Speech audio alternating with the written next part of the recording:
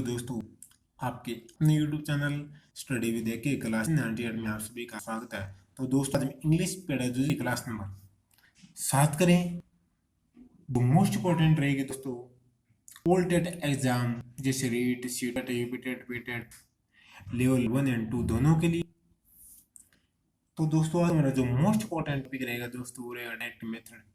कि आप बच्चों को जो इंग्लिश पढ़ा रहे हो, अगर डायरेक्ट मेथड से पढ़ा रहे हो तो आपको किस तरह से पढ़ाना होगा डायरेक्ट मेथड के द्वारा। और डायरेक्ट मेथड है क्या? तो दोस्तों, क्लास शुरू करते हैं।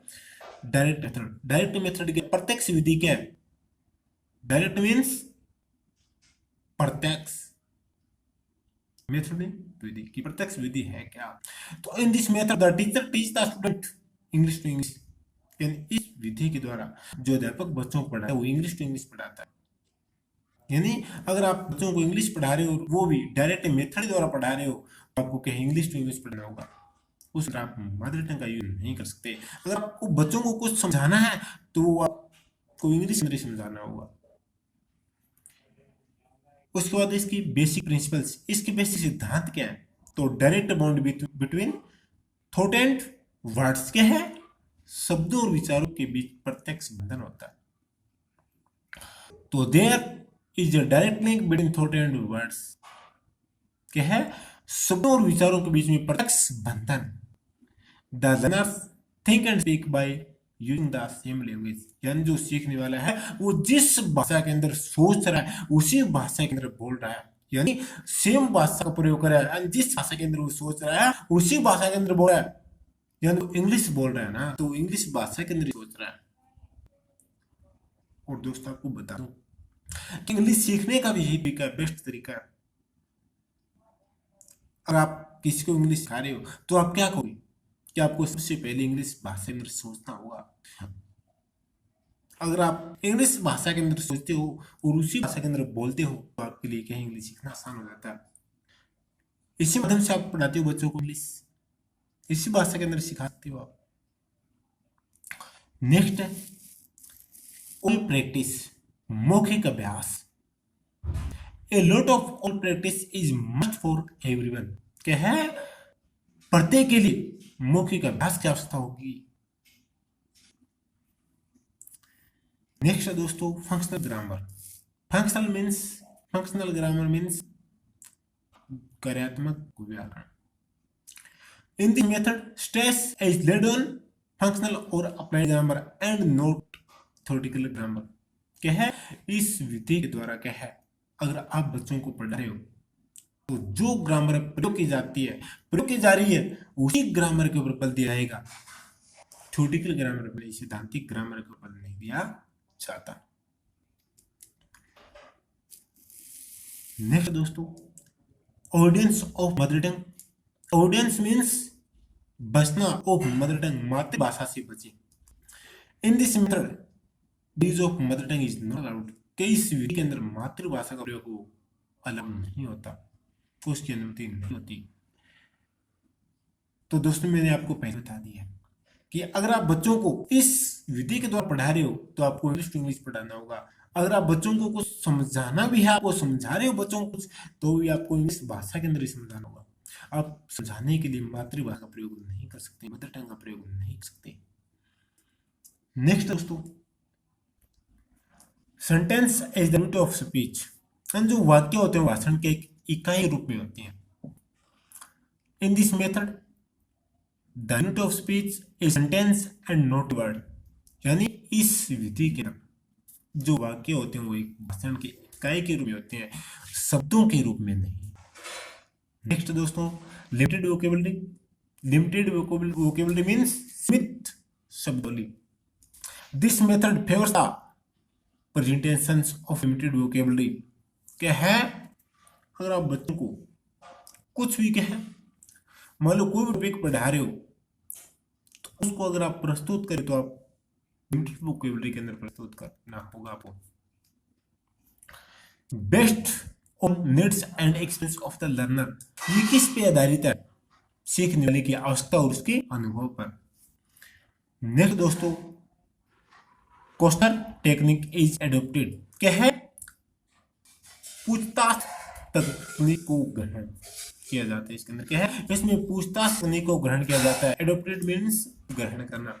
तो while teaching English is in direct method क्या है, जब आप डायरेक्ट मेथड के अंदर इंग्लिश पढ़ाते हो, the teacher adopts the technique of questioning, तो अध्यापक के द्वारा पूछताछ तकनीक को ग्रहण किया जाता है। जैसे अध्यापक बच्चों से तरह तरह के क्वेश्चन करता है।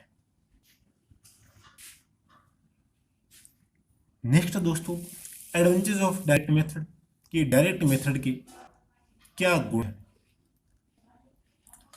तो पहला दोस्तों नेचुरल मेथड क्या है, नेचुरल मेथड। पहला इसका जो गुण है वो है नेचुरल मेथड, कि जिस तरह बच्चा मातृभाषा को नेचुरल वे के अंदर सीखता है, उसी तरह बच्चा इंग्लिश भाषा को नेचुरल वे के अंदर सीख सकता है इस विधि से। यानी आपको पता है कि बच्चा जो सीखता है वो नेचुरल मेथड के नेचुरल वे के अंदर सीखता है।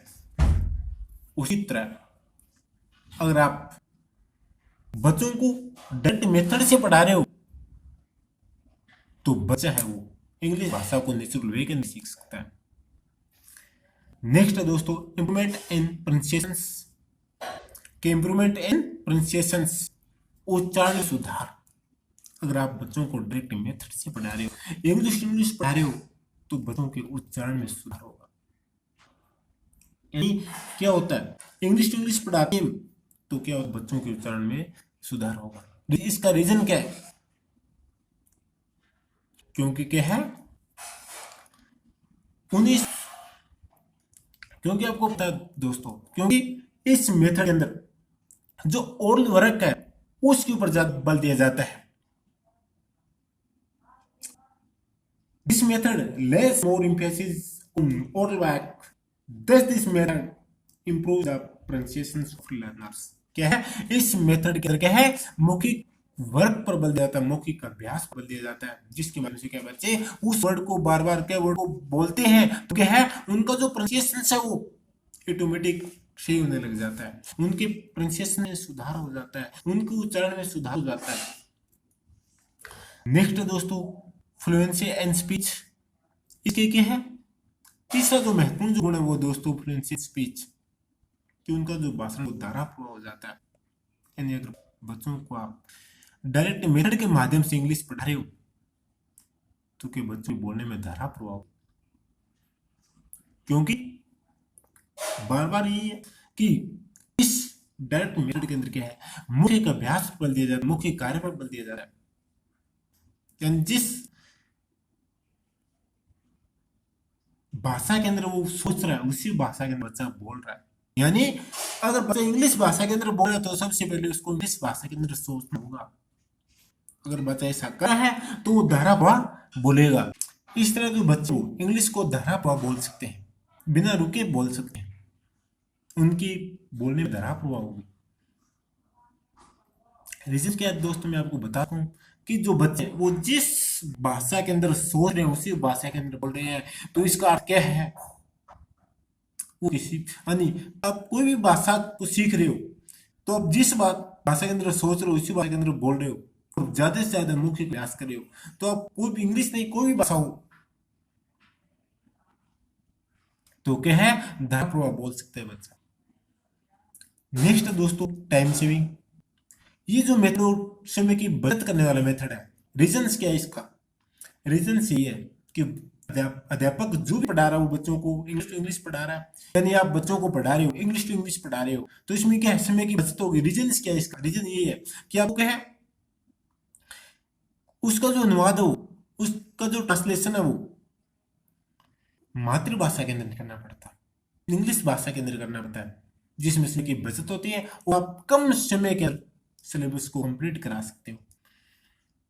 नेक्स्ट है दोस्तों use of audio visual aids, के इस विधि के दृश्य श्रव्य जो सामग्री होती है, दृश्य श्रव्य सामग्री यानी जो भी चार्ट वगैरह है, जो हम बोल सकते हैं प्रोजेक्ट्स वगैरह हैं, उसका प्रयोग किया जाता है। अब दृश्य श्रव्य सामग्री का प्रयोग पढ़ाने के लिए किया जाता है, तो बच्चे हैं उसके अंदर इंटरेस्ट लेंगे कोई भी टॉपिक है वो रुचिपूर्ण हो जाएगा, बच्चे उस टॉपिक को आसानी से समझ सकेंगे और बच्चे बोरिंग नहीं होंगे। नेक्स्ट दोस्तों, develops taste for English literature. क्या है, अगर आप बच्चों को डायरेक्ट मेथड के माध्यम से पढ़ा रहे हैं तो उनकी क्या साहित्य के अंदर रुचि होगी, रुचि बढ़ेगी। नेक्स्ट दोस्तों, it makes the teaching of English easy and present. क्या है, it makes the teaching of English easy and present. तो यह जो विधि इंग्लिश भाषा को